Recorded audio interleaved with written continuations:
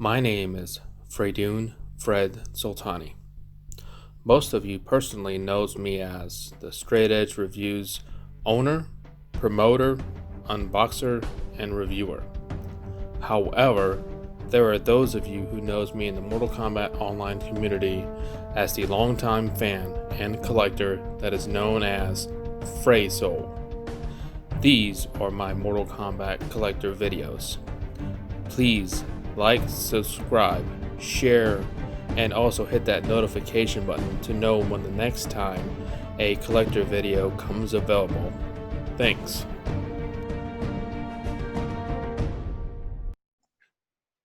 All right, so I'm MK Fraysol on the boards here. I'm with James MK Fink. Is that how you like to be?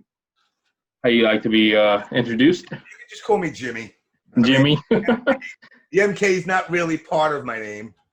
Yeah, but it used to be, right? I mean, go ahead. I'll let you take a minute here and introduce yourself and what was your connection back in the day with MK? What basically happened was I had gotten a job with Akklaim Entertainment at the time. Okay.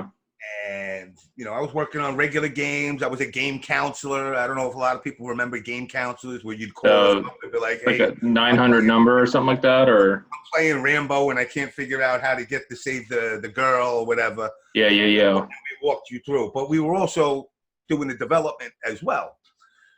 So, back in '91, we had acquired the license for Midway Games to do all of Midway's arcade games. We got first on any of them. So, we were working. I had just finished working on High Impact, Super High Impact, which was the football game that Boone did before Mortal Kombat. Yeah. And, I was bouncing around on specifically a lot on the Midway game project. So like Terminator 2, the gun game, Revolution X down the road, but Trog, a lot of these games, Smash TV. So, the way Akklaim was set up, it was a typical office where you had cubes. But where I sat in the cubicle location, is where when Midway would say, hey, you want to check this game out, they would drop off the beta cabinets. Mm-hmm. So they put this cabinet, Mortal Kombat, right in front of my cubicle. Jack the volume up to 20. Now, of course, fighting game, Street Fighter was the craze at the time. I was really focused on working, and I got annoyed because, in the product development, we were all working on stuff and we'd play it when we could, but the sales and marketing guys, they would come down there all the time, and stay on this thing for hours at a time. Yeah. And, all I'm hearing is finish him, finish him, finish him, finish him. Never hearing fatality because nobody knew them yet. Nobody even knew they existed at this point. So I got annoyed one day and I said, you know what? Let me stay after work and let me play it. And I played it, and I played it, and I played it, and I played it. And, next thing you know, I'm not losing to anybody. I'm destroying everybody. I'm beating people one-handed. It got that bad where I just got hooked on it. We accidentally came across Sonya's the first fatality I ever did on accident. Okay. That was mashing the controller. And, of course, at that time, we didn't even know there was fatalities. Yeah. So I did it, and of course, everybody was like, what'd you do? I'm like, I got no idea. So that opened up a door for me that made me put even more time in it. So now I'm putting time in it because now I'm like, I want to find all the fatalities. How many are there? Is it 2, 1, 2, 3? Nobody had any idea. And one of the that Ed Boon was notorious for, especially the arcade, is not letting out. Unlike today where you got the console, you get easy fatality button and it tells you everything in the menu. He didn't tell you nothing. So we actually had to sit and find all these.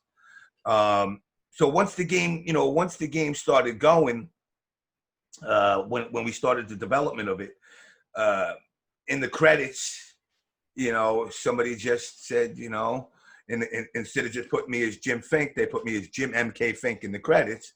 and then from that it yeah. evolved to the James MK. Gotcha.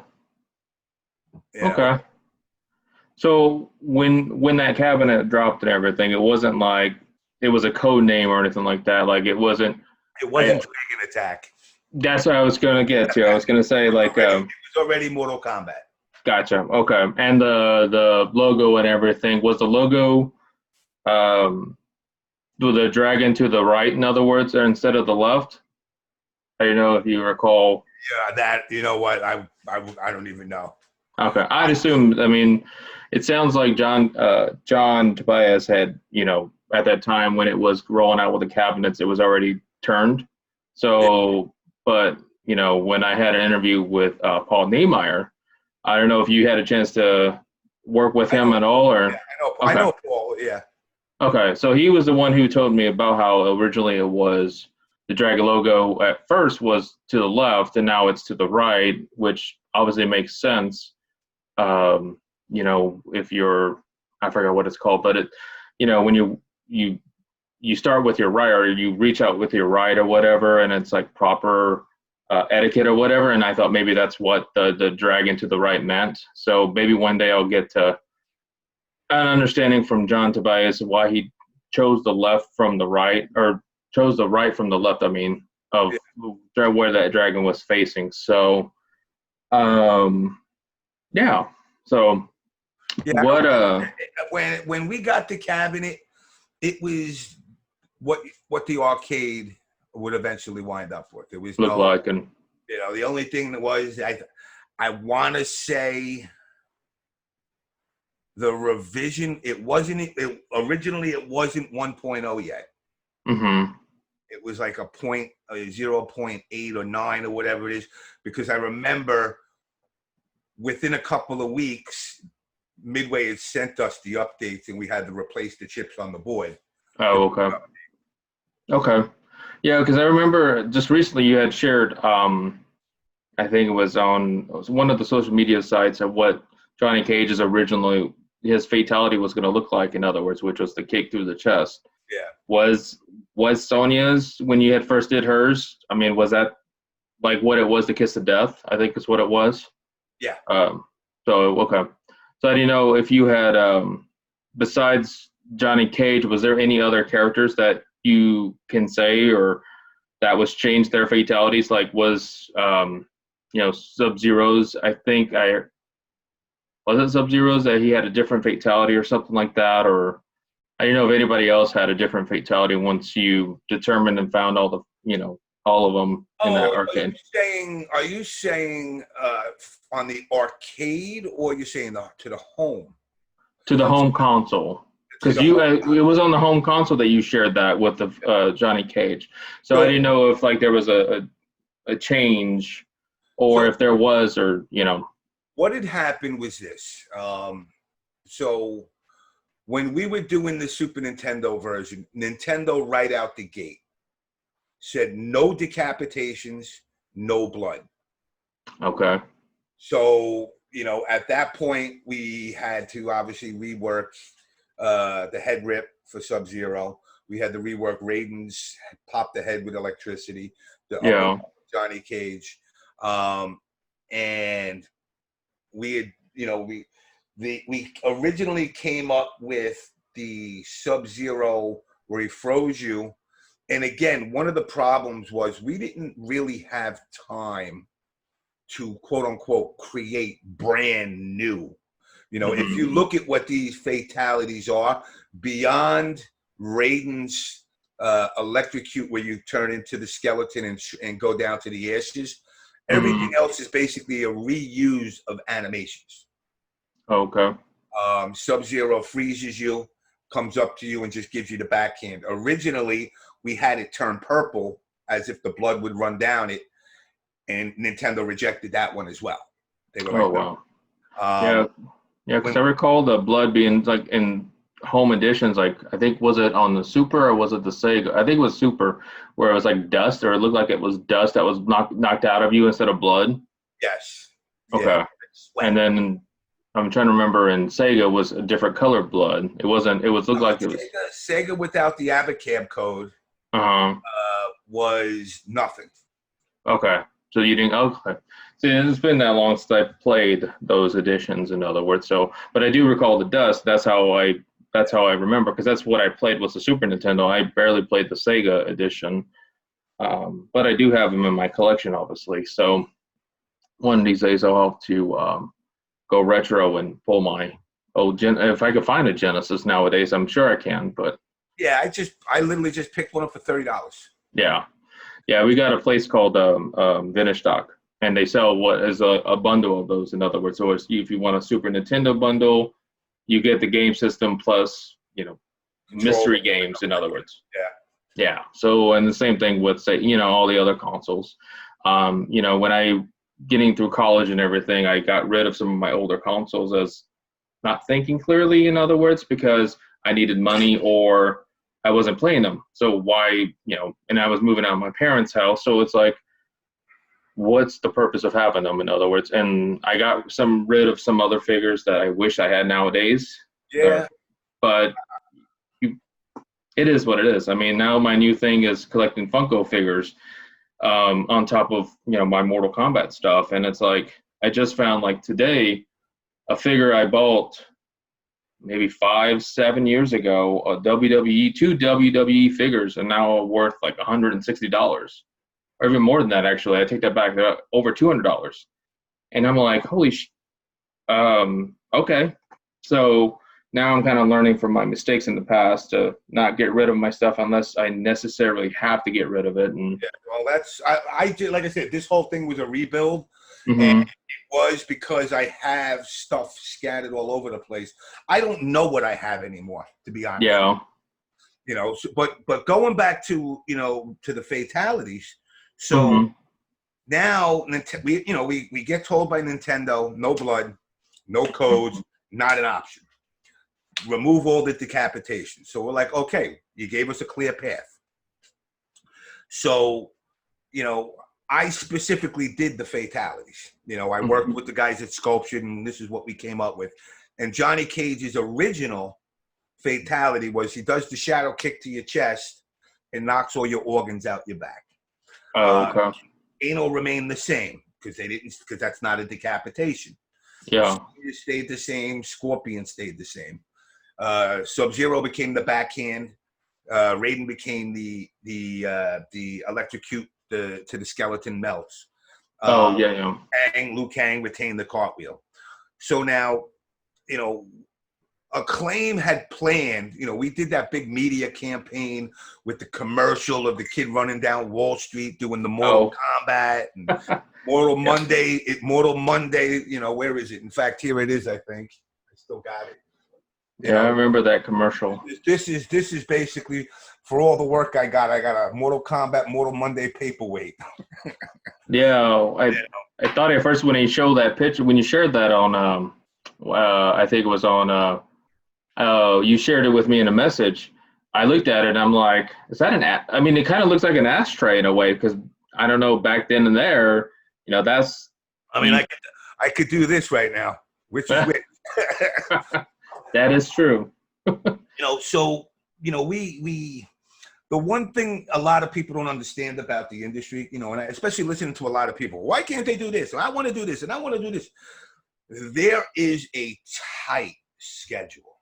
Mm-hmm. So when you complete the game, but you can't just say, okay, put it on the press and get it out. Before you do that, you need to send the final version to Nintendo, to Sega, to whoever is going to be, whatever system console it's going out for. Yeah. They have their own group of testers that want to go through it before it goes public and gets printed. Because listen, at the end of the day, if I'm Nintendo, I don't want you putting out some crappy game and then having it crash. And now I got, 500,000 calls a day for people saying your game needs to be recalled. Yeah. So they went through it, and we thought we were golden. We're all high-fiving each other, saying, man, we got it done. Yeah. Nintendo comes back to us within 5 hours of submitting it for final approval. Oh, wow. It says it didn't pass. I said, what do you mean it didn't pass? Said it didn't pass. Now, keep in mind, you had to send them, like, I'll show you. Basically, you had to send them this. You had to send them this via FedEx. Oh, okay. So we're under pressure where if it don't go out that day, it's not, Mortal Monday is not going to happen. Yeah. And we did this huge advertising campaign saying, September 13th, Monday, this game is coming out. And to miss that means the game wouldn't come out till Tuesday or Wednesday. Yeah. So that whole big Mortal Monday campaign where Akklaim dumped millions of dollars into promote, yeah, go to shit. So what had happened was they came back to us and said, well, we got a problem. We've decided Kano can't do his fatality and Johnny Cage can't knock the guts out. And we're sitting there going, we got like, this might have been like 10 o'clock in the morning. So we got till 10 o'clock in the morning to figure out new fatalities. Point blank, there just wasn't enough time. Yeah. That's why Kano pulls out nothing and Johnny Cage just kicks you and you just kind of go, and fall down. That kind of stumbles, yeah. And even to do that, what had happened was one of the biggest problems with the game is the way it played. There was this sluggishness to the control reaction versus the moves coming out. Yeah. That was actually a bug that happened during this bum rush to get the game out. So once we got it out, now we're literally standing there going, somebody's got, we're out on Long Island. So to Manhattan, it's like a 40-minute drive. Yeah. FedEx closes at midnight. We're driving this thing to FedEx to get it so we can get it overnighted counter to counter to Nintendo so they could do their process, get it out so we can get it out on time. Yeah. And in that process, the way it played got messed up. The fatalities got messed up. I mean, and it's weird because people to this day, will say, no, it was great. And I'm going, no, it looked good. It looked good, but it played like shit. Genesis looked horrible, but played great. Yeah. Genesis's sound was horrendous. The Super Nintendo sound had better channeling and stereo. Yeah. Was that an impact also why the Game Boy, I'm trying to think, and maybe had to play a part into the handheld? I don't know if you remember those, the small handheld, in other words, of the game, in other words, and then there was the GBA. Yeah, Tiger Electronic ones. Nothing to do with us. Oh, okay. Yeah, that was strictly Tiger. Okay. Because, I mean, they interpreted the game into their, whatever, their code or their, whatever they were putting together. But, the GBA version, or the Game Boy, I'm sorry, not GBA, Game Boy version, I think if I remember right, and we did the Game Boy version too. Okay. The way it worked is we did, and talking about development, to get a concept of how hard it was, even though we were limited memory and stuff like that.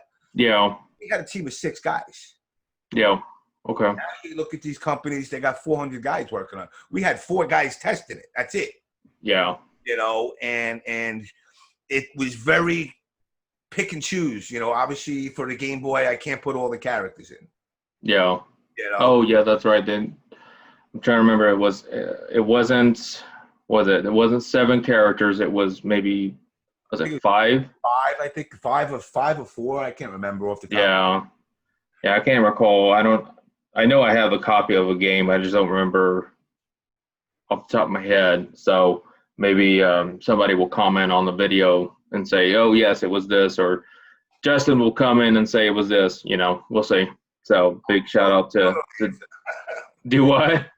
He'll know the answer. Oh, yeah. I'm sure he'll probably say something about it. So a big shout out to Tabak99 during this interview. So, so moving from the games that you guys worked on to the guides that you had helped write. In other words, you started writing the guides at which game? Like, which game did you start? I remember you shared a picture of it, but I don't. Started.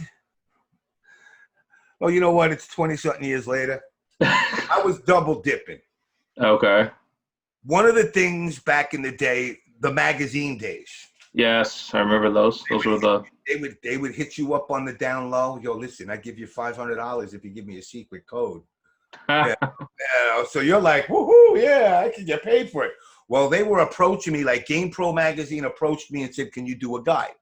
Yeah. Now, clearly that would be a conflict of interest of me doing the game, and they're still trying to keep everything secret, but yet I'm doing the guide and kind of releasing it. Yeah.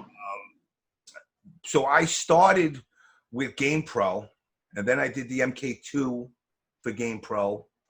And then I did up to 4. In fact, I actually, believe it or not, I keep them. I'm one of those that keep my stuff in good shape. Yeah. So this was the first one. Okay. That I did under GamePro. Okay. Oh, shout outs to these guys too. Book of Remembrance.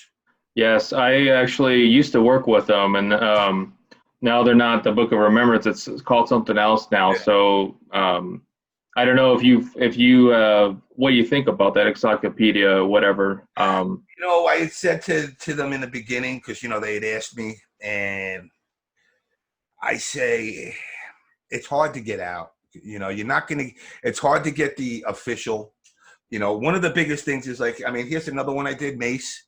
Oh yeah, I remember that game. That was another one that was like a rip, not really a rip off, but it was like the idea was a fighting game, a 3D era, Gotcha. with a fatality or not a fatality, but a finisher at the end. So another fighting game, Guys. I don't know if you remember that one. Yes, I remember that one. I think I don't have my PlayStation games around, but I do still have some of my PlayStation games, and I think one of them was that. And the only other fighting game I think outside of that is I did Primal Rage. Primal Rage. And then from the MK2, it started with, believe it or not, the first book I ever did is this. One of these little secrets of the game. Oh. A multiple one.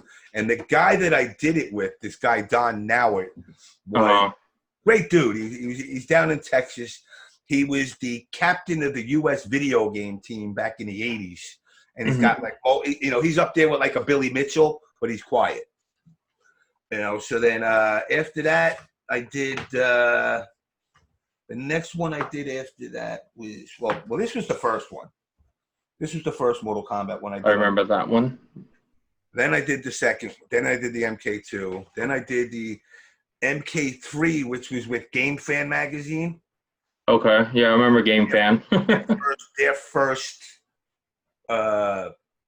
dip into the world of magazines, into strategy guides. Gotcha.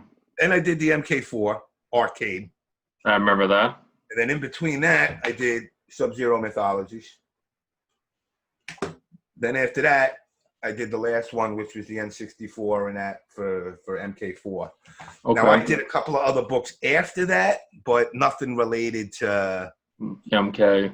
It was Tai-Fu and some games that were like, I hate to say it, just give me the money and I'll write the book type of games. Yeah. Games that you were working on that was just horrible, but you were like, it's a paycheck.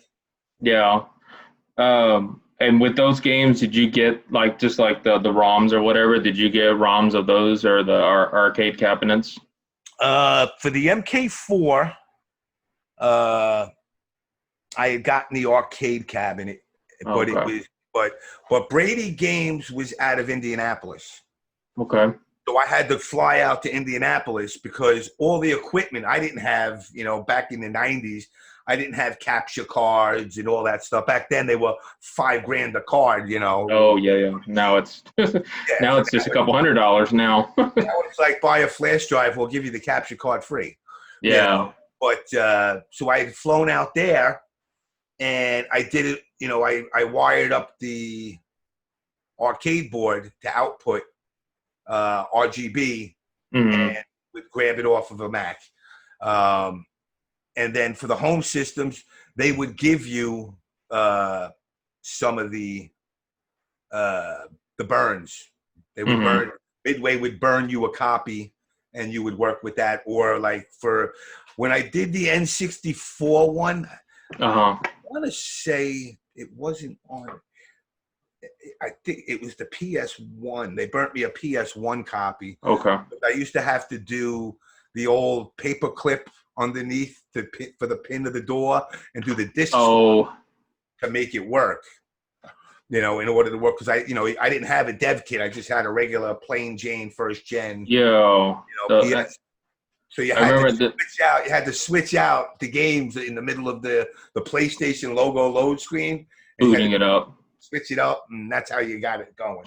Yeah, I recall those. I used to have those for the internet, the Dragon Ball Z import games.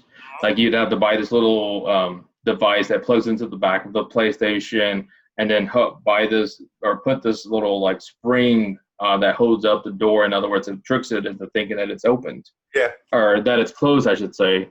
And then you load this little device, and then you pop in the game, the import game, which is, what I played then was the Dragon Ball. I don't know what game it was on the PlayStation, but it was something that I went to a local store that was selling import games, and I'm like, how do you play this? That's how I came across that. So I can understand about the trick in the PlayStation into thinking it's not open, so it doesn't error out or anything like that. So sweet. And you don't have, all that stuff you don't have anymore, I'm assuming. I have, you know what? I think I have. I know I have something that I've been holding on to for a long time. What is this? Uh-oh. This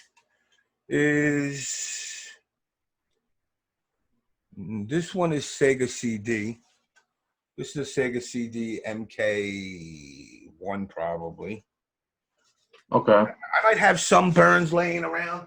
I know I had an Erguys. I got a bunch of them, again, I got stuff scattered, and it's like, in between all my moves, I might have taken, the Mortal Kombat soundtrack CD and put Erguys in there. So it's like I literally got to go through all my CD cases to see what the hell's even in them. Oh, God, yeah. Exactly. So now I'm like, like when I found these ROMs, I was like, oh, shit. I had no idea I was going to see them again. I had told Justin about the Mortal Kombat Nitro version. Yeah. And of course he's like, I said, I got ROMs. I don't know what's on them, because at the time, like I said, I got rid of my Super Nintendo, so I had no way to test them. Yeah. And also, again, they're EPROMs versus, manufactured ROMs with it burnt in, actually with a burn in. So I don't even know if it retained this stuff after 27 years. Yeah. So the fact that it's actually on there still is kind of amazing to me. Because usually you have like a 10 to 15 year holding it before it loses it. Because all it takes is a little bit of ultraviolet light and it knocks it out. That's why one of the things you'll notice with them all is, and of course, I'm going to show you how bad of an example I am, but you see how the top one's taped? Uh-huh. You're supposed to tape the window to keep any too much light getting in there. Okay. Fortunately for me, I've kept them in a green bag for all these years, which is like greenhouse, which keeps the light out. Yeah. I gotcha. So going back to those strategy guides, I was curious about, did you have the input or the say-so into what the content only was, or did you actually get to design the cover and everything? Did you get to say the say-so on those, or was that more Bradley Games putting those together? 99% of the time, I was not given any say on the design. When MK4 came out, at that time, Marvel, and I was, I wouldn't say a diehard comic book reader, but I did frequent comics. Marvel had released in the 90s the foiled Spider-Mans. Oh, yes. It was like 3 different versions, and one was, one was worth like $800, the other was a $200, and the other one was $1. Yeah. So when I sat with these guys, I said to them, you know, I want this book to feel exclusive. Like, you're getting this book, because honestly, I wasn't vibing MK4 that much. Yeah, Yeah. I'm a diehard MK fan, but when you go 1, 2, and 3, and the 4, you kind of like, kind of took the fizzle out. So I wanted to breathe some life in. So I sat with him in a meeting, and originally I wanted to do it where you could see here where it's glossy. Oh, yeah, yeah. Over here, it's like a doll. I wanted to do the foil, but of course they said no, too much money. But beyond that, like as you see here, it's just glossy. Yeah, So glossy. they told me this is what you get. Okay.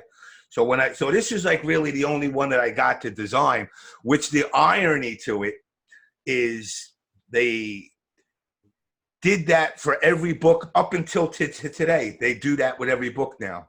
So they made this not exclusive anymore, because now every book they've done therefore after, and it don't matter what game it is, they do that style. Gotcha. But for the most part, as far as developing a book is a pain in the ass. Besides the text and the verbiage that you got to articulate, being able to, one of the things I always tell people, I've had, like, I don't know if you know Tom Brady. I've heard of him. I've never met him, but yeah, I know who you're talking about. He's done some books, and he was like, what should I look for? And I said, you need to write it so a 5-year-old can understand it. You have to do that. You can't come in here and start using terminology from the FGC, saying nerfs and buffs. People are going to go, well, I don't know what the hell a nerf is. Isn't that a football that you throw around? Buff is what happens when you go to the gym. You need to, I said, but you need to do it in a way you're not talking down to them as well. Yeah. And that's hard to do when you're explaining, like, the way I would break a book down is I would say, like, okay, beginner combos, intermediate combos, advanced combos. These are the combos that you're going to do when you're just trying to learn the game. These are the ones that you're going to do when you're competing against your friends. These are the ones that you're going to do that if you can learn this and do this to your friends when you're competing, they're going to give you the holy shit moment. Like, how the hell did you do that? Yeah. And then the screenshots, back in the day, to do the screenshots, you couldn't just hit record on a like something and record your footage and play and then pull the screenshots. You had to grab them live, because when you record it and grab it, when you hit capture, it folds the frames of the animation on the film, so you always get like how like back on old school VHS tapes, you had the tracking, and you would get shots, like a million shots like that. Now you're trying to siphon through to actually pull out the right. I did a 25 hit combo. I need to get 25 picks, but I need them at the right spots, and they got to look clear. Yeah. So the only way to do it is you got to literally be hitting that button every time. So you need another person to hit that button while you're doing the combo. And hope they get all of it. It's like a 2-man job almost. I mean, most books are a lot more than a 2-man job. Uh-huh. I mean, I'm not gonna lie. My grammar, I'm a New Yorker, so I got New Yorker grammar. So an editor is a lifesaver. With somebody that comes in and goes, you wrote the word were, but did you mean where? Because spell checker says the word spelt right. But you're saying where you go, you do this. But what I think you meant to say is where you go, you do this. Yeah, that's right. You got it. So it definitely, it's a team, definitely a big team job together. But unfortunately, and that's what I was telling the MK Remembrance guys. Paper's done. Print media is a thing of the past.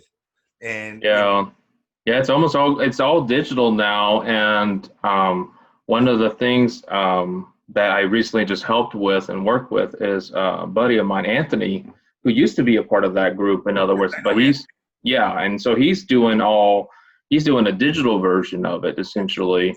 And so if you haven't had a chance to check him out, I would, check out his, he does like the 3D modeling and all that, and he does a really great job of that. And I helped him just recently getting some, shots of the MK boxes from the PC games, because he was wondering like what, for his guide or for what he's doing. And so it's really interesting seeing how the transition where we've been with guides going to all digital, because it's easier. I mean, it's easier to upload and correct them and everything. So that's why it's, so that's why I kind of, where I stand is I support the idea of the encyclopedia, in other words, but not a physical copy. I know, as a collector, it'd be nice to have sitting on my table, but unfortunately, I don't think that's where it's going to go, unfortunately. And it's an uphill fight.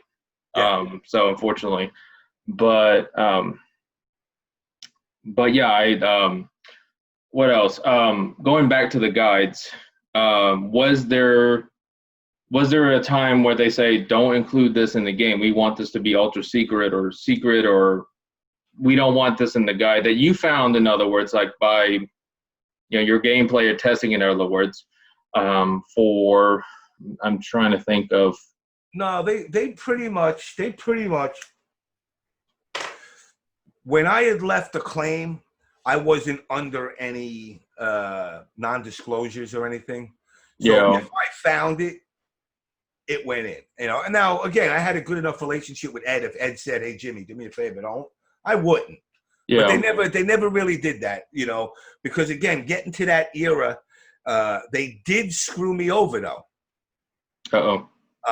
Unintentional. The version that they originally sent me for, I want to say the Arcade Secrets Rev 2. This one has a lot of stuff that's not right. And it was the first time that, again, it's because it's not digital. It's not just updated. You can't update it. So we had actually leaned people to Brady Games' website that had the corrections. So what had happened was they changed some fatalities last minute. Oh, okay. Just the moves of them, the movements. Yeah. And I at the time I thought I had them, and then it was want. Nope. So that was only one time though. And beyond that, anything that I've ever found, I was allowed to pretty much publish or whatnot. Now, going back to the times when you were on the boards, on the online boards, like the MK fan sites like mk5.org or TRMK, did you give hints of, I guess, that here's what's this move is and how to do it, in other words? Or I'm trying to remember, but I want to see if you recall those days. And I would, I mean, what was good about those days is everybody wanted to be super secret. If you had something, you didn't share it. Oh, yes. And it was funny because I had two guys that I was friends with. And I had told one guy, this is going to MK2. And I told one guy, Reptile's fatal. And I said, don't tell nobody, but I'm going to tell you because you main Reptile and you like Reptile. I'm telling you, but don't tell nobody. Okay, no problem. Now, again, those days, everybody went to those sites or to Alt News Group MK to get, did anybody find something? And then I had told the other guy,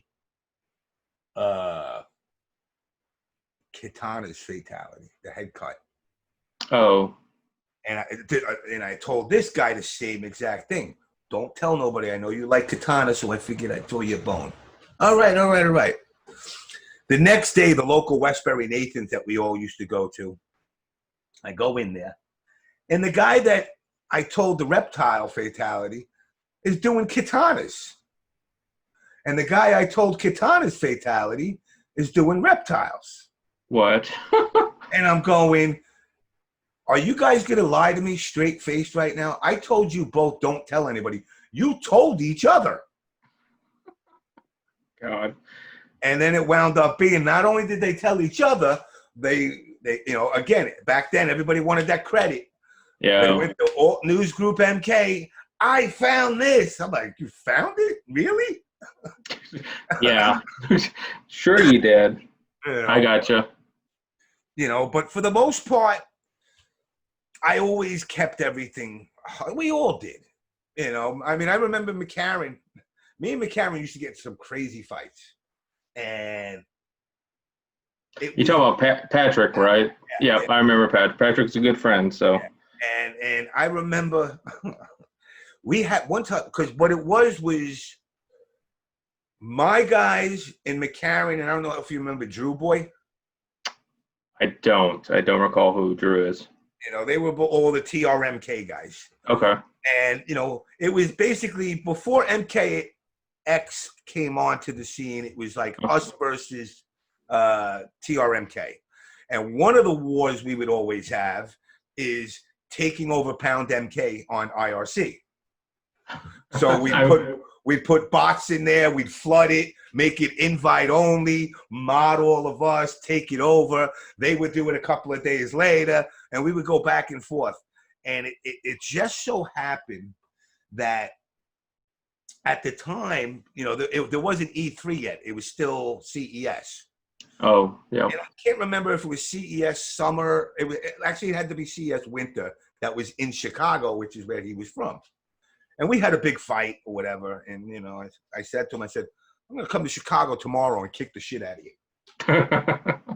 And he was like, yeah, whatever. And I'll never forget it. I walked into Diversions and there he was. And he had an FAQ sheet, you know, selling his little FAQs to people who would buy. And I said, hey, Patrick, what's up? He's like, oh, you want a sheet? I said, no. I said, I told you I was coming.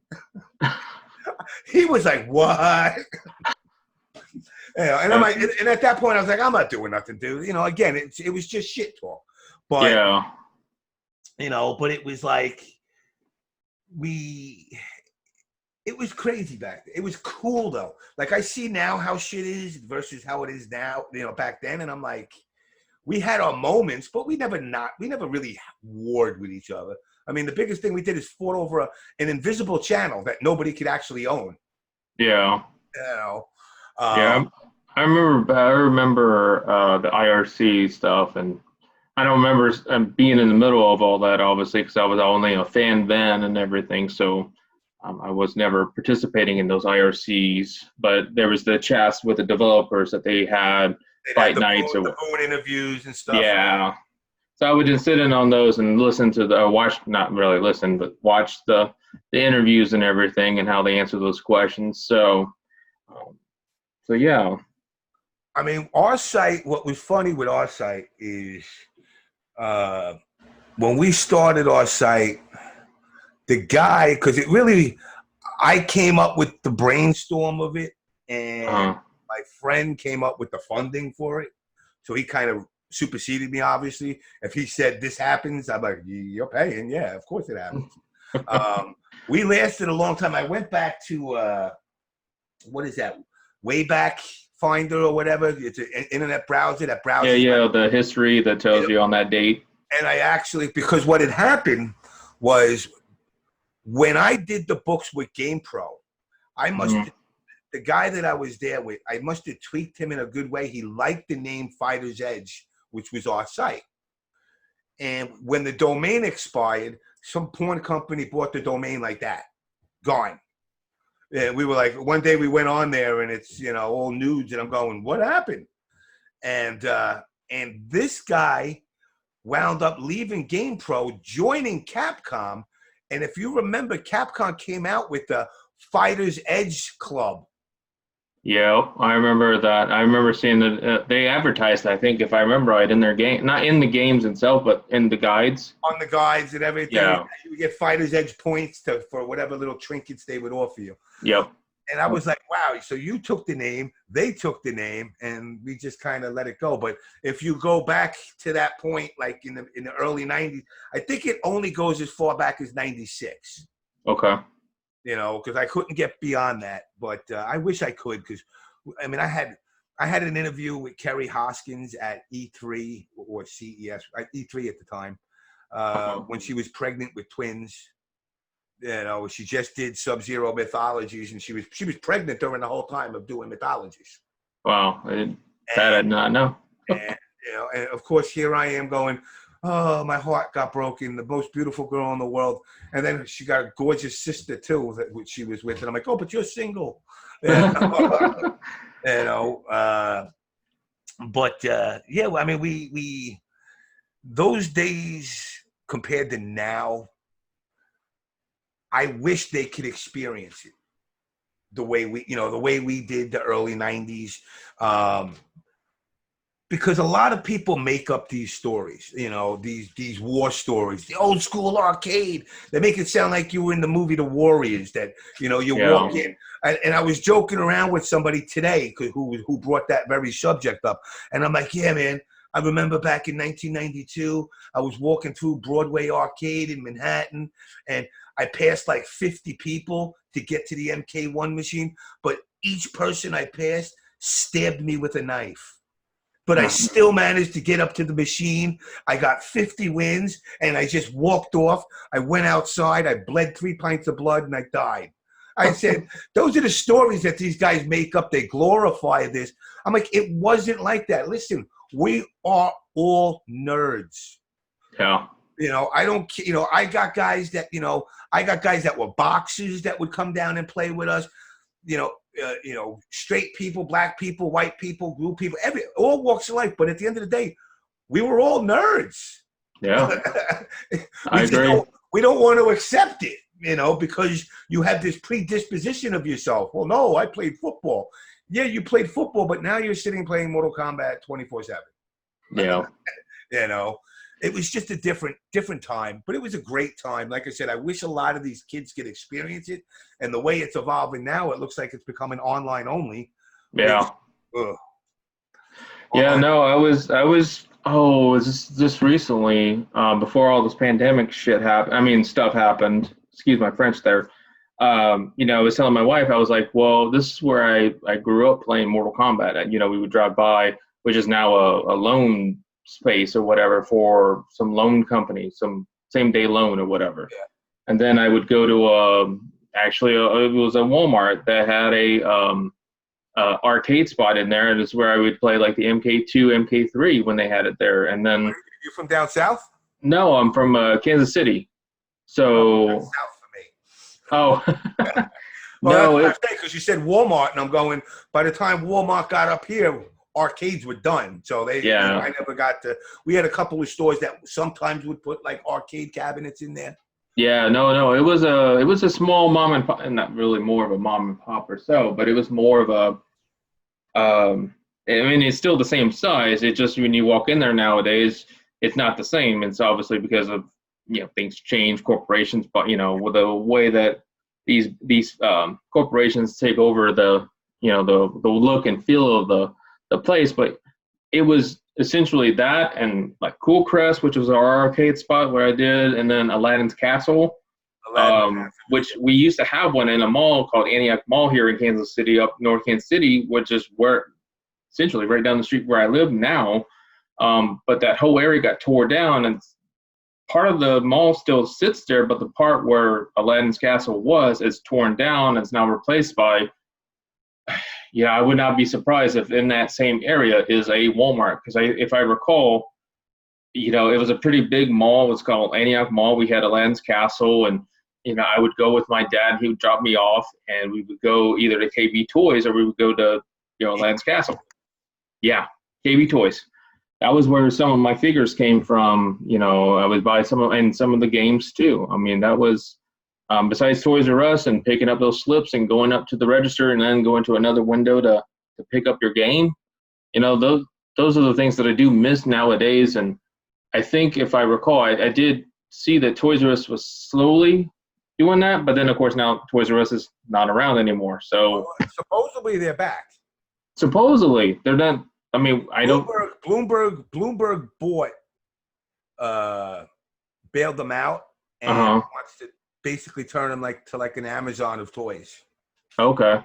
Yeah, because I heard that they were supposedly coming back, but I mean, they're not going to have a lot of the stores all around. There's going to be like very few, in other words. And I mean, to me, I would personally like to give that feeling back to my daughter, who's 4 years old, who barely got to know what Toys R Us was before they closed. I mean, I still, I would walk her into the store when it was open, and she would experience, and we would walk around the toys. Thanks the day after Thanksgiving, Black Friday, we would shop around Toys R Us when she was 2, and then of course it got closed when she was 3 years old, and it was kind of like, yeah. So some of those experiences, we're just gonna have memories of, unfortunately. I mean, with this whole COVID thing, I don't know about for you, but growing up as a kid for me, I mean, I'm 50. We had blue laws where Saturday and Sunday stores were closed. There was no. Now you go to Walmart on a Sunday, they're open till midnight. Yeah. And with the COVID thing and stuff being closed at 8, I kind of like it. I hate to say it because I'm like, you know what? I'll come home from the train from work and I'll get off the train at 7. I gotta rush my ass to Stop and Shop to do grocery shopping fast because I only got an hour. And then it's closed. And then you see, it's like the old school days where, 8, 9 o'clock at night, there's not as many people driving around. Yeah. I missed that experience. Now, to be honest, dealing and working through all this, it can go away now. I had enough of it. Now it can go back to normal. But you can't show or explain how it was. You had to go through it. Yeah. The MK scene was a perfect example of that. I mean, people, well, what was it like? No, we weren't all walking around like different groups in the movie The Warriors. We weren't fighting each other to death. Nobody was getting punched out in arcades. If they did, it had nothing to do with the game. Yeah. At that point, it had nothing to do with the game. But the rivalries, the smack talk that you would do to each other, I mean, me back in the day, pardon my French, I didn't know how much of a dick I was. I'm playing people one-handed that were good players, and I thought I was just being the circus monkey performing for everybody. But meanwhile, they're like, wow, what an asshole. I hate this guy, Yeah, no, I recall, I mean, the times that I played, obviously, I played in between when people were playing because I didn't know how to play the game, so here I am playing the easiest character you can play as is Liu Kang, because all you have to remember is hold down low kick or whatever, or forward high kick or whatever to do a slide kick, and you fall that way. Forward, anything. Yeah, essentially, yeah, because you had his fireball too, and I didn't know I had to do the fireball at that time, but I was just doing the easiest things that I can do, like say MK2. I knew you hold the low kick or whatever, and you charge up his bicycle kick or whatever. And that was kind of like, oh, I do that, and then the fly kick. And then I would and then, of course, then move to MK3, and then you learn a little bit, because now they introduce this combo system or whatever, or run button with a combo system. So I was never a proponent for that combo system. I never liked it. It was a change.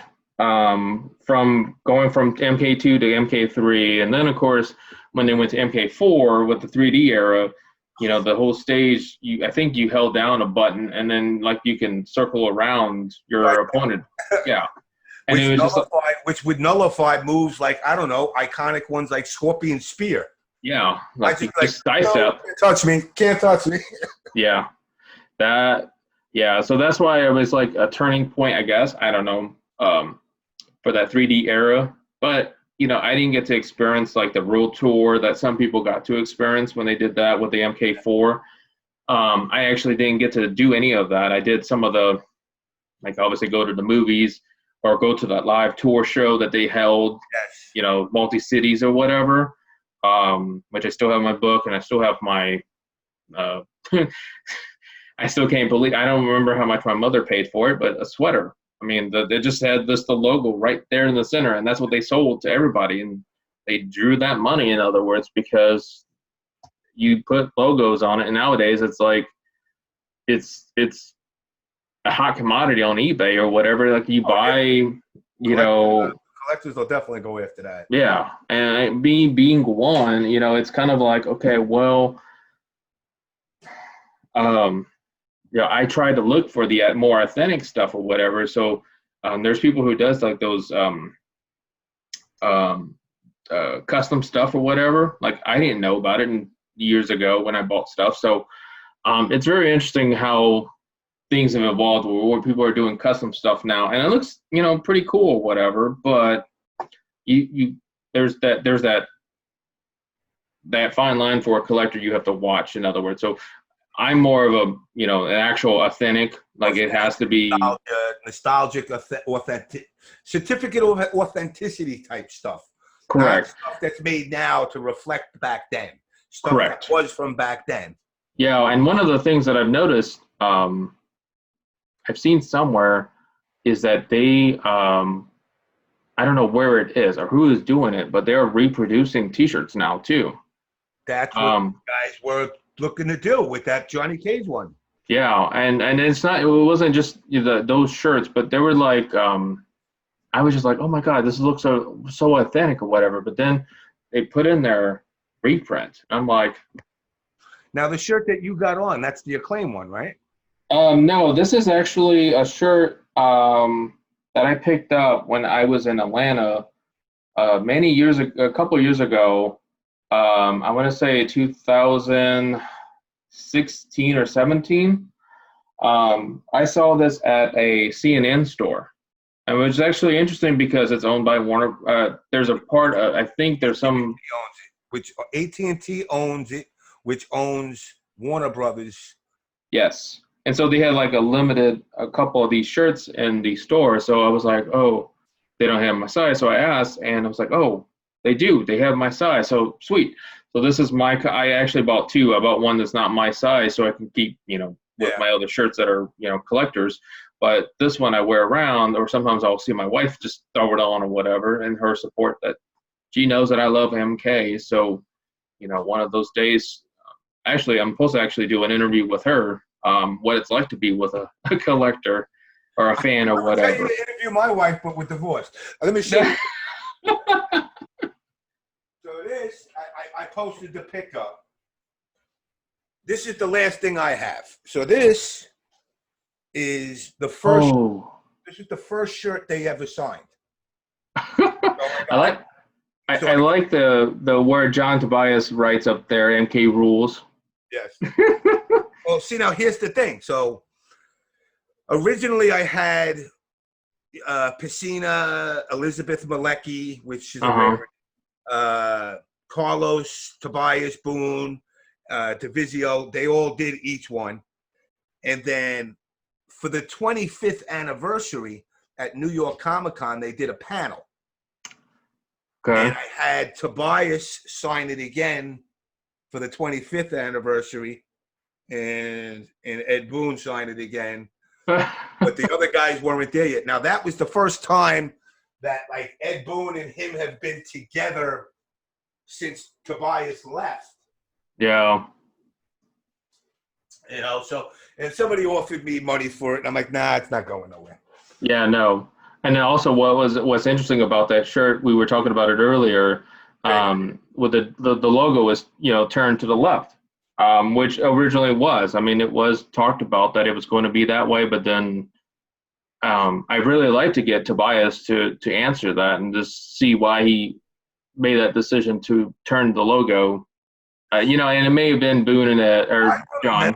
I remember something, and I thought we turned the logo. Okay. I vaguely, again, I'm going back to 92. So, yeah, I vaguely remember, because two things happened. We had to change Raiden's name from the original to R-A-Y. Oh, Well, I guess you can't. Well, let's see. I can see it. I can see it. There it goes. So this is from a reprint from Paul Niemeyer that he, was showing off the original what it was, like your shirt. In other words, it was, turned a different way. So, I don't know. I just don't know. I don't remember. But I know there was a reasoning that we would use that direction. Uh-huh. And I just, off the top of my head, I don't remember what it was. That was kind of above my pay grade. There was with licensing, and it's weird because it's like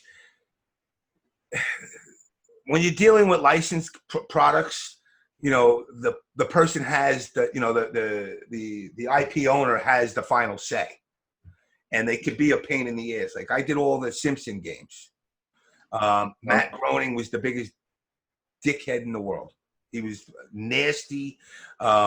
He would complain about everything. Like what I learned about him was every character he makes, mm-hmm.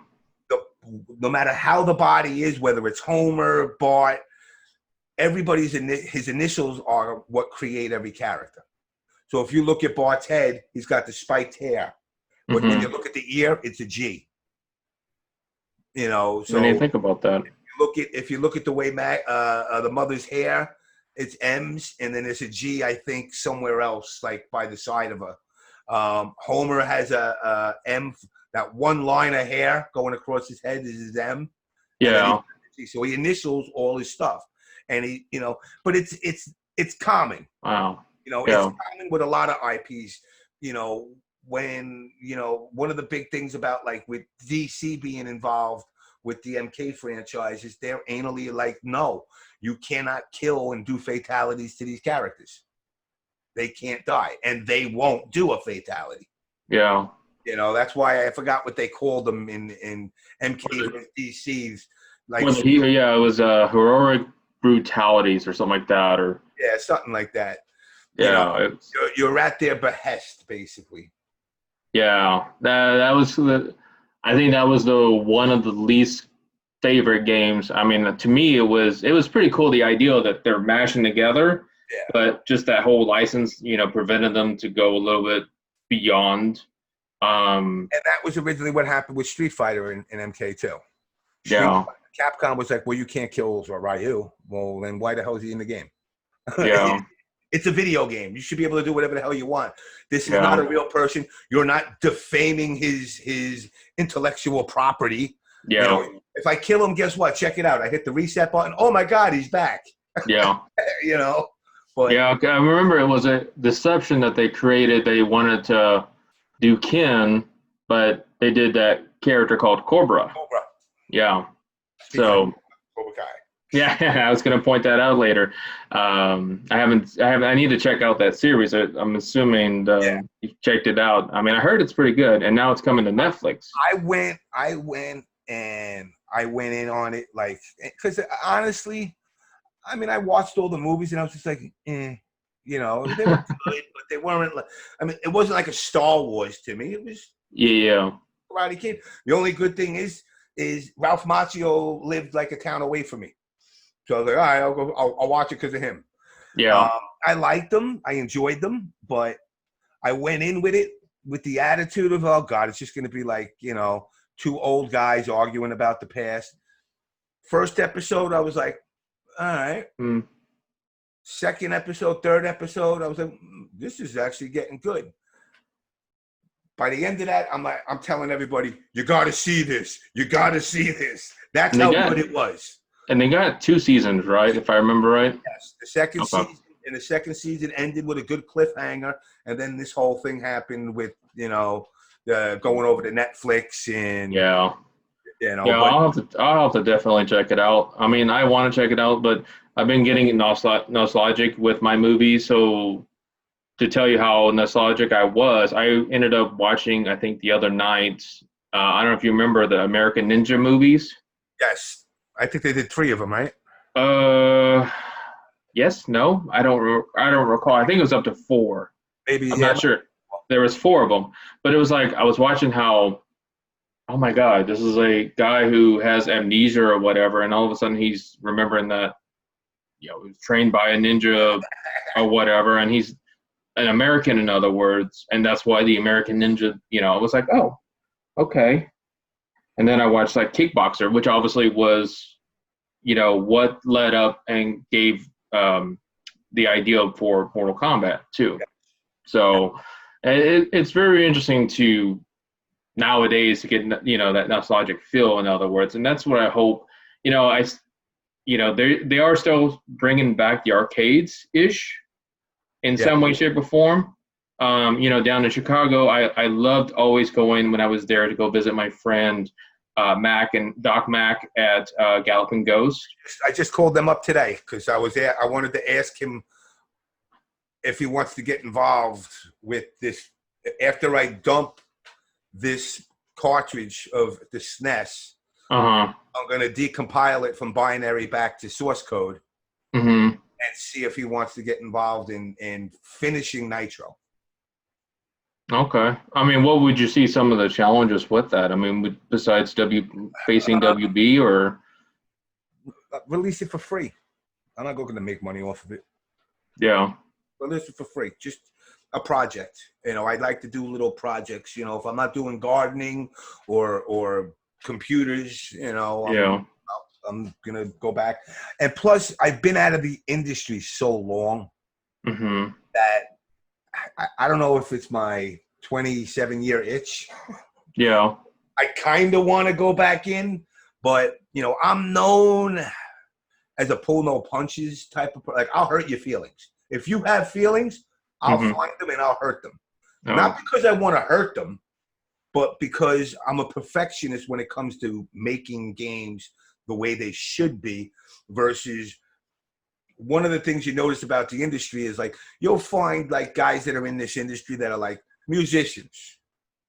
They're in a band and they're trying to make it big as a band. They want to focus on their practicing of the music and doing all that. So they say, well, oh shit, dude, I can get a job playing video games? Dude, yeah. But you're taking that job away from somebody who actually has a passion for it versus you just think it's a quick buck while you study your music to become a big band. Yeah. The industry for the longest time was treated like a menial job because once you hear the word video games, you think, oh, it's nothing. But they really never realized what goes into it. So I kind of got that itch again. Now I can't go to NRS. Yeah. Ed Boon said to me one time, I don't know if you drink, but if you ever gone to a bar and gotten kicked out, they go, you can drink, just not here. Not telling you can't drink. No. I've had that in my early life, in other words, where I had too much and was told to leave, in other words. Ed was like, dude, you should definitely come back to the industry. You would be golden. Just not here. Yeah. So it's. I mean, I like I said, I tweak people because I guess because I'm a perfectionist when it comes to it. Like I want my product to be the way I want. One of the biggest things, like one of the amazing things about Mortal Kombat. So Mortal Kombat 1 was done in 10 months by Ed. It was a limited number of people, but it was not 6 guys, 10 months. Yeah. The minute they finished that and it was out, they already had them doing concept for 2. And they did 2 within an actual year. And while that's why Mortal Kombat Nitro never came about because of the fact that they didn't want it to interfere. The midway upper people didn't want it to interfere, which it wouldn't have because it was the home version. Yeah. It wasn't going to be in the arcade, so it shouldn't affect it either way. If anything, it gives it more of an interest, for people to keep following, going into MK2. Yeah. I very much was gung-ho about that version, and it felt good because, and it's, I know I didn't create it. You know what I'm saying? I didn't create Mortal Kombat. You Yeah. know, I took, but the fact that I felt I could take this property and make it better. And they, you know, and I've talked to Ed over the years and John, you know, I mean, I have a stable relationship. You know, I wouldn't say it's great. I wouldn't say it's bad. Yeah. But you know, they've always said, hey, what do you think about this? What do you think about this? You know, up until maybe X and 11, you know, I still talk from time to time. But at this point, I try not to talk much about gaming with them. Yeah. Because, you know, again, it's like it's a weird subject because of the way things, you know, transition between me leaving the industry. Yeah. The way I left the industry, I was told I was a corporate spy. Ouch. I went, what? I said, yeah, you're putting up games on BBSs, and some company in China's, you know, making them the bootlegs, and it's you're doing it. And I'm like, what the fuck? And they just said that fact, and they fired me. So that put me, that, you know, and when you tell people that, go, well, come on, it's just games. Think about the money. Yeah, they lose. I had a friend at Game Fan Magazine who, during the CD era, companies started getting smart. So Capcom gave Resident Evil to Die Hard Game Fan Magazine to review. And in the code, they said it went to this person at this place. Oh, wow. Well, he turned around and put it in the hands of somebody that mass produced like 30 million copies from like Indonesia or something. Siri just going off. That's what Big Brother's listening. Oh, yes. He got sued for $30 million. Oh, God. He was like, at the time, in his 20s. Needless to say, he lost. Yeah. You don't have $30 million. It was more of a statement. He became a priest after that. Needless to say. Wow. He found God after that. Wow. But, you know, secrets in the industry, you know, people look at the secret aspect of it and they think like, well, you're leaking out fatalities. That's not what they care about. You know, NRS cares if they come up with a brand new technology to incorporate in their game, that it gets leaked to Capcom. And then Capcom says, hurry up, get this out. And then now you're second to that, so your sales are going to suffer because of it. That's what the whole spying thing, you know, stuff is really. It's not that they didn't want players to have some of the info. They didn't want other companies to have the info. Yeah. I mean, think about it this way: when you remember the CD, you know, PlayStation and N64 and N64 staying cartridge, and they're all going CD. Yeah. You know, if one of them came out with a 24-time read write when everybody else was doing a 1-time read write, would you not halt your system and say, well, whatever they're doing, you better put it in ours too? Yeah. And do it fast. You know. I was gonna say it's kind of like that right now with the PlayStation and Xbox. I mean, the whole introduction to the 4K. It wasn't introduced in the PlayStation right away, but they eventually implemented. Whereas, you know, Xbox got ahead of that. In other words, and put it in their systems, and now it's like, you know, it's like the basic, like that you're gonna get a 4K player now with a PlayStation 5. I think is what you're gonna get. Whereas before. Remember HD DVD and DivX, and they had their little war and pay per watch. You're like, really? Oh, with the CD, and I got to pay every time I want to watch it. Yep, I remember those HDVDs. I still have some actually. I mean, they're downstairs in my man cave or combat cave, I call it. But you know, the good stack of them of HD DVDs, and then of course they went bankrupt or out of business as a result. So like the other one was Betamax versus VHS. Betamax was a better quality tape. It was a better tape. I mean, most production used Betamax. They didn't use VHS. Yeah. It was a better quality, and then you get into the technical specs as far as the pixelation rates and all this other stuff. But again, like you said, they went bankrupt. Yeah. Yeah, and that's how games are going almost. I mean, we went from cartridges to CDs, now from CDs to Virtual. HD disc. Now it's all virtual now, the download or whatever. I don't like it. To be honest. I physically like to have a physical copy of the game, because then it's, I paid my $60. Here's my proof. It's not even that. You know what it is for me? This is why I like growing up my whole life. When I'm in the bathroom doing my thing, that's when I go to this. Hold on, where's my copy? I know I have my copy around here somewhere. That's when I'm in the bathroom, that's the time to read that manual. In and out. That's my learning.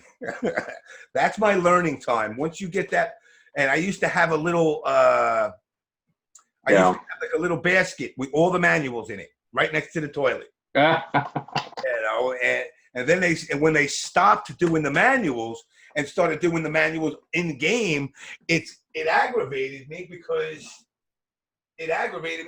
I don't like to stop the action of the game. Pause and read it or whatever, yeah. And then what you wind up doing is going to a Game Facts or another game. Oh, I remember Game Facts.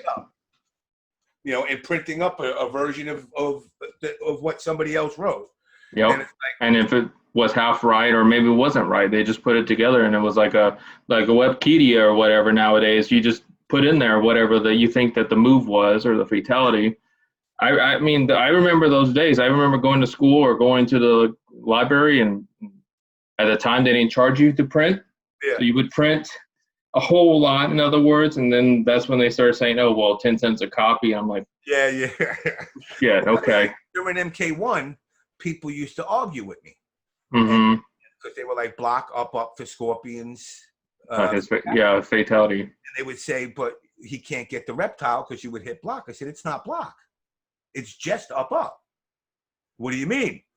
I said, usually what I do is I'll jump back and jump in. And as I'm jumping in, I'll hit high punch. Mm-hmm. So when he hits the ground, he kind of points at you. And then it locks that animation. And then he rips it off. And they're like, oh, I always thought it was this. I said, no. I said, oh, well, all the FAQs say you got a whole block. I said, no, never. But yep. I mean, it's funny because it's gotten to the point now where I ain't gonna lie, I'm on Sony's wagon over Microsoft. I'm Microsoft through and through when it comes to desktop PC stuff. Yeah. But my Xboxes and my 360s let me down. 360 had a good run. But I didn't do the Xbox One. I don't know if I'm going to do this one. I mean, one of them looks like, the Hellraiser cube, and the other one looks like a router. Yeah. So I'm kind of like, let's see how the pricing is. And, that's kind of where I am too. I used to be the guy that was online first to get it. I stopped that years ago. I stopped that after the Wii. Oh, that was I remember that. Yeah, no, I've been recently, it's been more Microsoft I get first than the PlayStation. Yeah. But again, I don't know, like you said, the price, what's it going to be. I think they kind of just recently just said the PS4, I think they're talking about $499. I thought I saw it. I didn't know if somebody made that up or if it was legit. Yeah, I'm waiting for officially, like Sony says, this is the price, not Bloomberg or whatever says this is tentatively what the price is going to be. So, I mean, it'll make a difference, but for the last two consoles, it's always been PlayStation or not Xbox first. that I would obtain, and then eventually the PlayStation. Yeah. I mean, I missed out on that original PlayStation 3 that was backward compatible. I mean, I missed out on that, but that was because I went with Xbox. That's what I got. Yeah. So those are kind of rare to find, those ones that are backward compatible. And now, supposedly, I think it's the Xbox that they're talking about, that they're going to be backward compatible, in other words. But I don't know. We'll see. Yeah. We shall see. I mean, I got the PS3. I got the fat PS3 that does it. And it died on me, and I went and had it repaired. Nice. Because I knew. Now, the most annoying part about it is the guy, when he did it, jacked the fan speed up totally because it overheated. So I was like, all right, you know what? So it sounds like an Indy car running through my yard when I play it. But I'm like, I don't care. I could play I could play PS1 and PS2 games on there. So I'm cool. Yeah, that's awesome. Well, I mean, you had mentioned when we were talking back and forth some memories about working or having some nights or whatever. What are some like memories that you like to share of either with an MK movie star like Carrie? You had mentioned that you had a drinking deal with him, or something you'd like to share. I don't know, a memory of working with Carrie. With Carrie, what it was like I said, my show, the On Blast show. Oh yes. Is a show that calls out a lot of the hypocrisy in the FGC. But before we did that, you know, I was gentler, kinder machine gun hand, and I would bring on. I had all the actors on from the movie, had all the actors from the game, and I also had all the actors from the web series on. So are those still up? Like you can find them on your YouTube channel? If you go to the On Blast show. I was going to promote and try to say, you know, your channel on YouTube, On Blast, you know, it's on YouTube, and that you promoted, in other words. It's the On Blast show, one word. And you search it on YouTube, it'll come up right away. And then you just go through the playlists, and in the playlist it has just the actors. And then it had, you know, Tobias did an episode. I got as many guys as I could. So what was funny was it wasn't drinking with Carrie. Okay. Carrie, great dude. Which was awesome. Like he came back for MK11. Yeah. So that was pretty nice. But go ahead, sorry. He's very talkative, like me. You know, my show was a 6-hour show. You know, and normally people can't hang. The only ones that hung to that level close, and actually 3 people hung. Eric Jacobus, who played Stryker in the web series. Oh, okay. And God of War, he played Kratos. He did like 4 hours, I think, at one time. And then Peter Shinkoda and I'm drawing a blank, Shane, who played Cyrex and Sector on the web series. Yeah. Did like 6 hours. Wow. Carrie Tagawa did like almost 11, 12 hours with me. Oh, goodness. That's a lot. And we just talked about everything. Spiritual stuff, MK stuff, his career, you know. He talked to guys and people on the stream. You know, he would take questions from them directly. He did an interview. He was just a really great guy, you know. And afterwards, he was in New York City, and we went out to dinner. I will say this part. Wasn't drinking, but we go to a diner. I don't know. Do you eat liver? No, I don't touch that. He ate liver, and he ate it rare. Oh my God. That's exactly what I said. I went, did you just rip it out of somebody? I'm like, yeah. Really?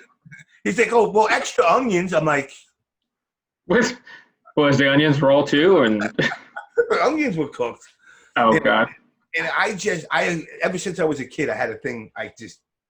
Liver was that, I call liver the fake meat, because you think it looks like a steak when you cook it, but it don't taste like a steak. Yeah. And he sat and he gulped this thing down. I was like, damn. But he was a really good dude. Funny story is when during the years at Akklaim though, when one of the, and he still works there to this day, a guy by Brian LeBaron. You probably see him, the guy with the mohawk. Yep, I remember him. I had met, Brian LeBaron is from New York originally. And back in the heyday, the Nathans that we played at was like the Mecca for MK, like on the tri-state. If you wanted to play the best guys, that's where you came. So, we met online in the IRC, and he says, yeah, I'm going to come down. And he comes down there, and it's funny because he comes down there. I don't know if you know, well, I don't know what Al, there was a guy, Al, that used to be in the scene. Al the God is what he called himself. Okay. And then he came down. And again, one of the funniest things is like, people talk about their gamer tags and all that. Like, that was given to me. I didn't just say, hey, I'm James MK.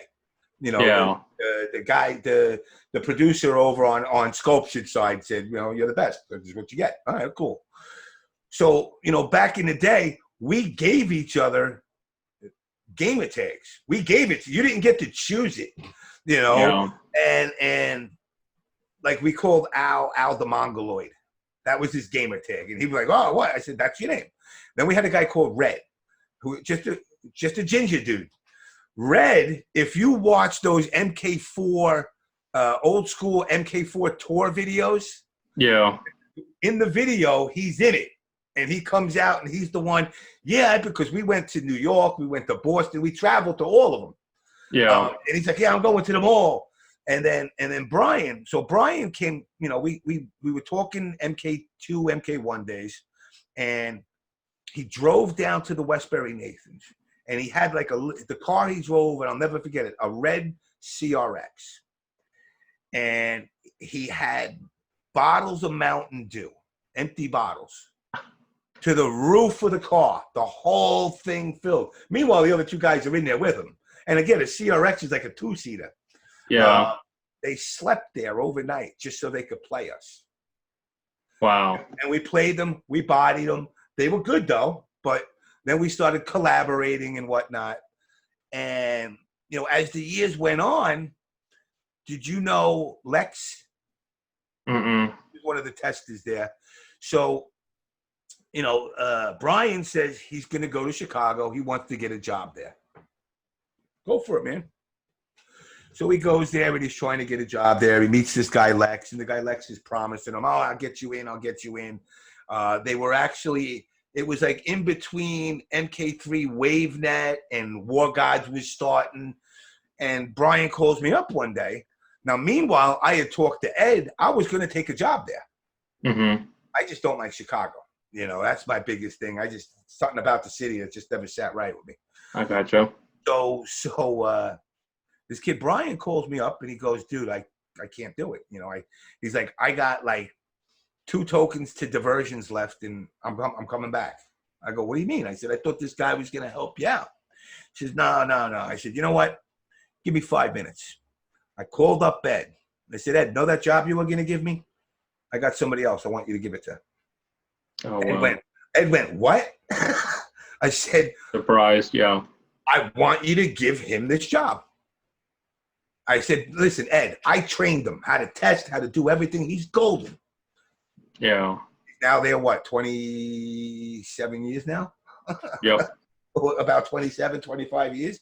And now he's one of the lead producers. Yep. And it's rewarding. Like, that's one of the things about the scene that like seeing people further themselves. Yeah. And it's cool to know that, like, and he'll tell a story. I ran into him like in Evo in like 2012, and he was pissed because people were coming up to me from the FGC going, oh my God, it's James MK. And they're like, oh, who's your friend? And I'm going, you might have made the fucking game that you fucking kissing my ass about. I didn't make it, he did. Yeah. And he was like, dude, really? I said, I don't know, man. But, wow. It's a lot of stories over the years. It's a great thing to keep in moderation. I like stress to people, especially the newer generation, like, you know, if you're a great singer, still don't quit your day job. You know, if you're a great gamer, don't bypass yourself. Don't. It's one thing to make it a hobby. When you make it a career, your attitude changes. Yeah. I honestly, all these games I got, I can't just sit and play a game objectionably and just play through and to enjoy it. Every game I play, I'm trying to break it. Yeah. I can break this. I can crash this. You know, and it wrecks the experience of gaming in general. Because let's be real, at the end of the day, gaming is your escape from reality. Yep, it is. It's like a wind down. I cannot put on chain armor and run around New York City with a sword and not expect to get shot. You know. But in this world or this realm, you know, whether it's an online MMO or a fighting game, I can be whatever I want. You know, I could. I want to be a princess. I could be a princess. I want to be, you know, Sonya Blade. I could be Sonya Blade. I want to be Jax. I could be Jax. I could be whatever is built there for me to adapt to. That's what I get to do. Yeah. You know, and that's one of the things I try to instill in people while they're still chasing this esports dream. And I'm going, yeah, I'm a pro player. You know, and I argue with people about this. Well, what makes you a pro? Well, if you make money from it. I said, so if I pick up cans and collect them and deposit them in and get the nickels, am I a professional garbage collector? Am I a garbage? I said, and the other thing is, I said, every other pro sport has an organization that oversees it. I can go to MLB.com and look up the name Derek Jeter and Babe Ruth, and they'll give me the history of them. Who do I go to find out who Sonic Fox is? Yeah. There is nobody. There's no organization. There's no league, you know. So I try to get these guys to understand that, like, maybe this will happen and it will become like an MLB, but unfortunately for you, it's not going to be during your generation. Yeah. You know, so do you want to piss away your whole life chasing a dream, you know, for pennies? You know, only to look back like, I mean, part of me, as much as I love it, I look back of all the traveling all over the place and I go, those are years that I could have had put into my pension. Yeah. You know, I mean, I got, you know, 20 years now, almost 20 years with my company now. And it's like, I could have been retired. But, you know, I got to do the 25 in order to get out. Yeah. I could have easily been out, and I go, but, you know, that's part of life. And, of course, you know, people will say, oh, you're just hating because, you know, there was no pro scene back then. So, listen, I made a lot of money off of these. Yeah. You know, not $1 million, but I made a lot of money off of that. I made a lot of money off the games, you know, but, yeah, so, I mean, that's pretty much, you know, my stories as far as the what got me into it and why I am where I am now. Yeah. You know, but it's one of those things that I don't regret it because of the experiences. Yeah. You know? Yeah, you can't just make that up, in other words, or just sugarcoat it or whatever. You have to live through it to be able to explain it, you know, down the line, in other words, and say that I've been through this. Otherwise, you know, it's like it reminds me of. All right, so you mentioned Paul before. I'm sure you know about that drama that went on. You know, that right there made me go, I don't know what to say. You know what I'm saying? Like, I know all parties involved. Yeah. I also know some of the stuff that happens, you know, behind doors and whatnot and how it can be. And I just was like, wow, you know, but now I'm not going to, you know, sugarcoat it because certain people are very controlling of their properties. Yep. You know, and that's, you know, the things that like Daniel Pacina contributed to it are a lot. Yeah. You know, and I see, you know, I won't even get into that. That'll be another time. Yeah, maybe another interview or you know another day. In other words, That'll be a private conversation. yeah, yeah. So, But yeah, so that's pretty much, so hopefully, like I said, hopefully within the next couple of weeks, I dump this and maybe I might put it up publicly for free, just so people can at least get a version with the blood and fatalities intact. yeah. And then from there, I'll talk to Doc and see if we can maybe do something together. If not, I can pursue other places. I just figured, I know Doc's really been embedded in the MK scene for a long time with the GGA and the arcade. Yeah. So, but yeah, so that's pretty much it. Well, awesome. Well, yeah, I look forward to hearing more about that, and I'm sure you'll probably ping me on the side or whatever, and I'll see it or whatnot. So, but I do appreciate that you taking the time out to do this little interview with me and catching up and sharing some stories here and there and sharing, some items too, which is, I'm sure you probably got more, but, in due time, you don't have to spill it all at once, in other words. So, yeah, like I said, I got stuff scattered everywhere. It's just a matter of remembering where I'm that guy that like hides things in a rock in the forest. Oh, God. And then all of a sudden, I won't remember it until that day. Ironically, I passed that rock, and I go, "Oh wait, I think I hit something here." Yeah, and then you pull it, and I got you. Yeah, I don't. You know what's funny though? There's a big market for the figures, huh? Oh yes, those what was the company that did the classic figures? That did the GI Joe figures. Hasbro? Is it Hasbro? Yeah, Hasbro. And now it's like Storm Collectibles are redoing, like they're doing their own line of figures. But if you have those the classic MK1, any of those ninjas, like they're going like mad crazy in prices. And I'm glad that I didn't get it now. I mean, they're just ridiculous. I mean, they're like worth back then when I got them like $90. Now they're like 200 plus. Like I've seen people on eBay like, oh, I'm gonna sell it for like $850, and I'm just like, no, you're just gonna sit there.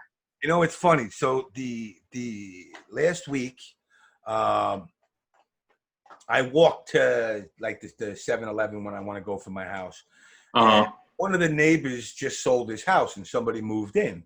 They were throwing out stuff in boxes, and I'm not a garbage picker per se, but I kind of catches your eye. I was walking by and I glanced, and it's like, so I see this. I don't know if you can see this box here. Yeah, I can see it. So what I see is in the boxes still. Oh goodness. So it's all like McFarlane stuff, and I'm thinking to myself, because this guy was like a 90-year-old dude, so he probably had a son that collected them. And then I'm like, you know what? I'm just gonna take it. Then it was like the rest of it. It's only 2 of those. It's all these cards. Oh wow. So I'm like, is that a KB store sticker on that? Yes, it is. and that's funny. You know what's funny is because I recognize those. Those are the back in the day. That's what they had. Those old. It's KB, and I think it's from 2001. Oh wow. Wow. All this stuff. So I'm like, you know what? Let me just pull it on the side for shit to give, because I'm looking at it here. First of all, you know how you know it's old? When was the last time you seen somebody use a price labeler like that? No, they still do in like mom and pop shops or whatever, because obviously that's what they can do. But like nowadays, you don't see them like in stores. I mean, this is a $15 dragon. I don't know, I know it's McFarlane's Dragons. I don't know nothing about it. Yeah. But I was like, you know what? If I turn around and get somebody, if I get $100 for the whole fucking thing, it's still more than I put into it. Yeah, no, I literally just, for the first time today, decided I'm going to start seeing what happens on eBay. I got some Loot Crate t-shirts or whatever. And I just put them all on there. I'm just going to see, it is what it is. Whatever I make. They're just sitting around collecting dust, essentially. So we'll see how that goes. You know anything about comics or no?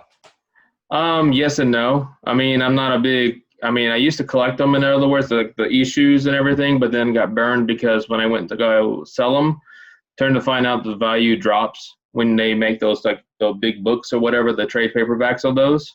Yeah. So, but speaking of comics, I actually ended up recently just bought, and it'll be in another collector video. But I bought a stack of these like. They're the Malibu comics of Mortal Kombat that I think it was like Goro issues or whatever. So I bought like it was like a stack of the 3s and 4s and 1s or whatever, and I thought that they were sealed but they were bagged. But it was pretty interesting to find someone was selling those, and I got it for like $40 or whatever. And it was kind of one of those that I would buy rather than a regular like Spider-Man or Captain America or any of those comics. Yeah. But yeah, I've learned my lesson in the past not to buy single copies unless, it's really something means to me. So like the most recent thing I just bought was comic book wise because they had covers of the Ninja Turtles and crossover with Power Rangers. So I was like, oh, okay, that's interesting. I mean, the covers look pretty cool. I mean, you got Ninja Turtles holding the Power Rangers helmets. Yeah. That was pretty cool. So when I was in North Carolina, I went to actually 2 comic book stores looking for them. Just started collecting those, but then I'm like, now they got more out. I'm not going to buy any more because I'm not going to be that crazy anymore to go.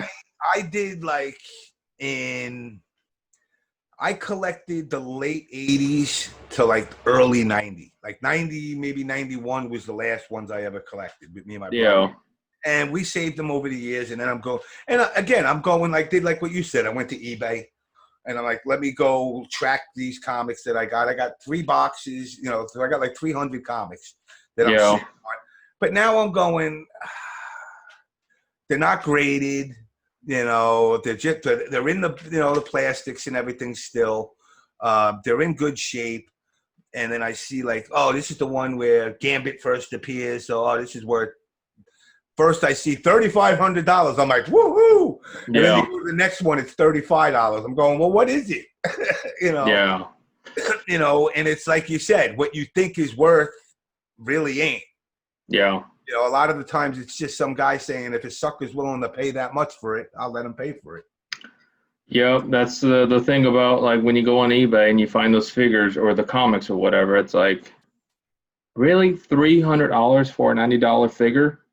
Like, just because there's a demand now, all of a sudden, years later, I mean, I don't know. And then, like, the same thing with Funko Pops. I mean, that's the reason why I try to get them myself rather than buy them from a reseller because they're going to up price them or whatever. So it's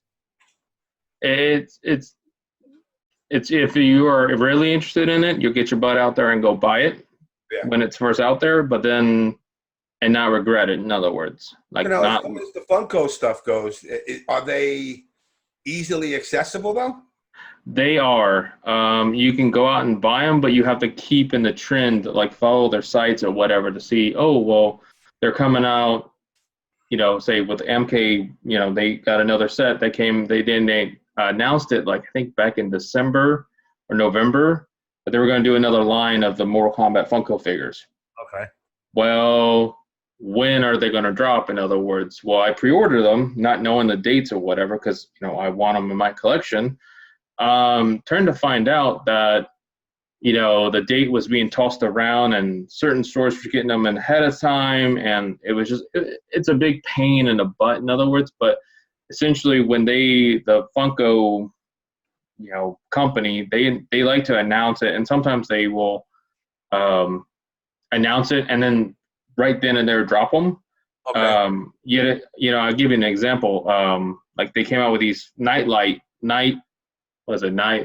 glow in the dark ones, or you have to use a nightlight or whatever of Marvel figures. They just announced them over the weekend, I guess, apparently.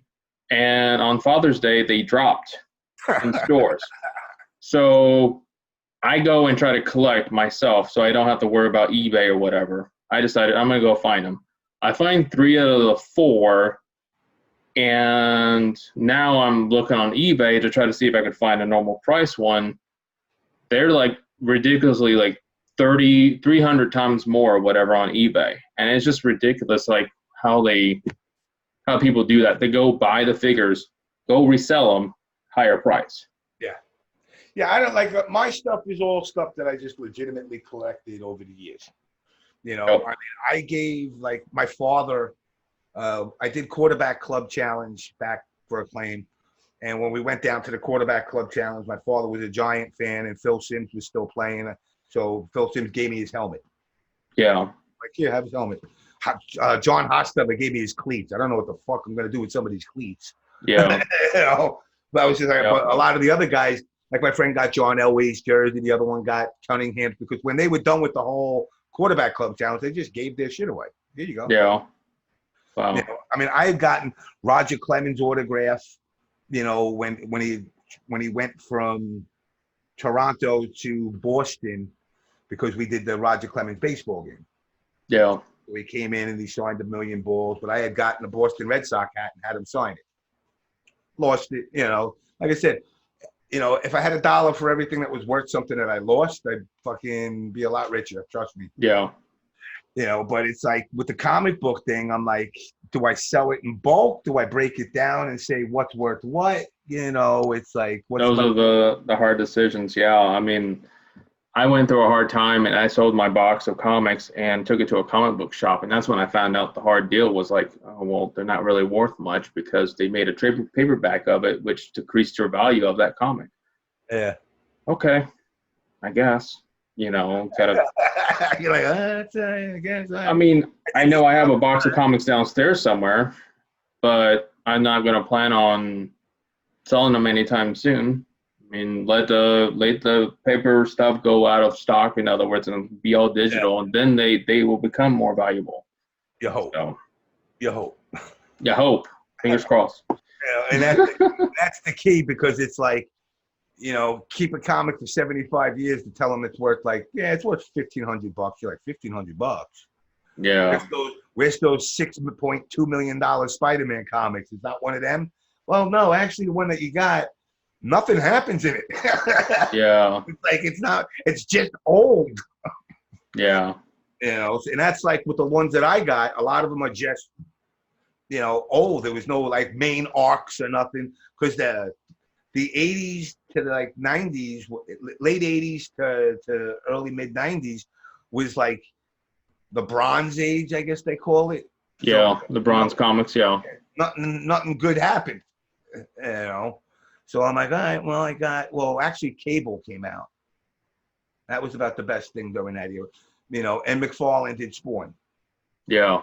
You know, which I didn't have, because you know what? It's funny. I used to look at him and I'm like, this is stupid.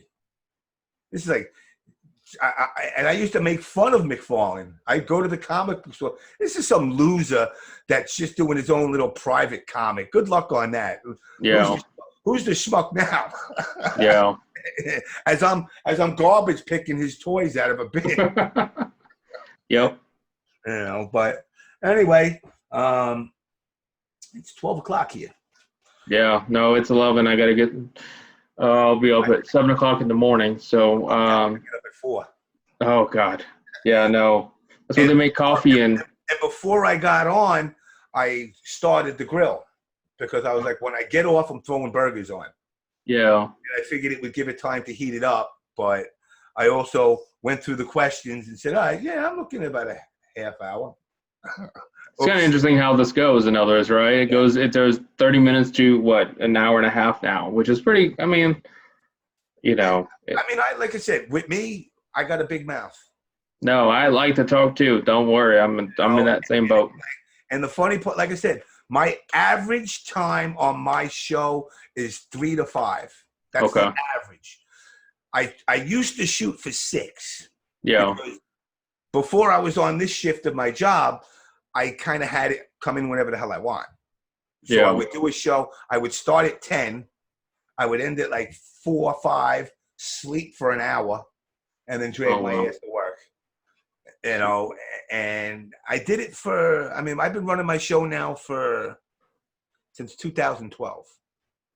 Oh, wow. You know, and it's like, after, when I got up into like the high hundreds of episodes, Yeah. it was like, it became, oh God, I got to do the show. Ugh, let me try Yeah. it. Before that, I was like, yeah, let's get this. I'm good. That's why I updated. I got 4 monitors going on now. I got the boom mic going on. Yeah. I got the capture cards. I got this thing, which is cool. Shit, if I Oh. had it. The Stream Deck. Uh-huh. So it lets you like toggle through scenes without actually having to hit anything. Like, what do you stream with? OBS or XSplit? Well, I don't use any of that actually. I'm fresh in all this. So it goes straight up to YouTube, in other words, after I get done with Zoom right Okay. now. I mean, I'm not I'm getting the gears in motion to get some stuff, but we'll see where it leads me, in other words. So I'm Well, not like, it gives you the ability to do more title screen stuff and tweak oh, it okay. out. There's a lot of little, like I got this thing hooked up where I got my lighting in my house is all wireless in colors. Oh, nice. So I could just turn around and be like, all right, make it red, make it blue, make it white, but it just automates shit for you a lot easier. Mm-hmm. They had a bigger one, but I'm not dropping $250 just for a Stream Deck. So Yeah. the $100 jammy, I said, you know what, that's worth it, and it is worth it. Yeah. Because it's like when you're toggling between scenes. Like for example, if you wanted to set up like the way you got the background behind you. Yeah. If you wanted to change it, you could program each button to be a different scene. So you just hit the button and boom, it changes. And changes. That's cool. Yeah. No, I figured my background here. I just like, you know what? I'm gonna get a background MK related. In other words, on Zoom allows you to do that. In other words, so I'm like, okay. Are you green screened or you just gammed? No, this is gaming. They essentially, you just tell Zoom your background, you want to change it, in other words, and you just pick the picture, or you can pick a video to replay in the background if you wanted to. Yeah, I got to see that. That's the one downside to this. I got to get myself a green screen to do that, and I plan on it. But like, I'm old. I'm anti buying off the internet. Mm-hmm. I like to go to a store and physically touch it before I buy it. Yep. And with a green screen, you can't. Like, there's no, you could go find a camera store maybe, but you go to a camera store, you're paying the overpriced camera store price. Yeah. I see it for $40 online, but I still want to touch it to make sure the material is a good material. That same $40 one is $85 in a camera. Yeah. Like, yep. The mic that I got, this mic was a $200 mic. I'm like, I had another mic that I got for free from work, which worked fine. But, I went with the Rush Limbaugh Golden EIB mic look or whatever it is. I said, you know what? I kind of like it. It makes me feel like a professional. Yeah. But I may hit you up then, some suggestions or whatever as I grow here. In other words, because obviously I'm just using what I have on a laptop that has the camera, built into it, and the microphone wherever it's at or whatever. But lighting, in other words, too. That's another thing that I need to look into. So eventually, I'll get there, but just take time and. It's like this. So let's see. So I got the camera behind me. Okay. That's the one in front of me. That's the one to the side of me. What else do I got? This is probably one pointing to the floor somewhere. Oh no, where is that from? I got so many freaking cameras in my room. I don't even know where the hell that is. That's off my third monitor. Oh, okay. I actually, and it's funny because I used Zoom before, but only on my phone. Yeah. So it wasn't until just recently it's picked up quite a lot. So. Oh yeah, with the corona, the corona stuff, they're doing a lot of distance learning with it because my brother's a teacher. Yeah. Which is funny because he's a gym teacher. I'm like, what do you need to teach him? But Gym mixes with health now, is what he said. Yeah. So, but anyway, listen, it was a pleasure. Likewise, I appreciate the time and everything that you've taken out to do this for me, and the show. And I'll be in the group still. I won't talk too bad about people. I'll behave myself. I gotcha. Well, if I have any questions, obviously we'll chat in private or whatever. But again, I appreciate the time to take to do this interview with me, and I'll bullet it probably and put it together tomorrow or whatever. But I know a lot of people will look out for this. For those who made it all the way to watching this, check out on the remind me. The On Blast Show. On Blast Show. Why am I thinking On the Blast? I don't know for some reason why I'm just. The On Blast. Everybody else says it too, so you're not the only person. Okay, good. I don't know why. You know what it is? And it's funny. The way we came up with the name is because literally me and my original co-host were like, well, what do we call it? And he's like, the Call Out Show, this show. And I go, no, I said, I want to put these MFs on blast. And then I said, and originally I said just On Blast Show. And then somehow through registering domains and doing everything else, we added the. Oh, gotcha. Okay. It screws me up too. They're like, oh, what's the name of your show? I'm like, the On Blast Show. They're like, oh, On Blast Show? I'm like, no, the On Blast Show. Yeah. Now it's too late to change it. Yeah. 2012, 8 years later, it is what it is. All right, man. Well, it's been a pleasure.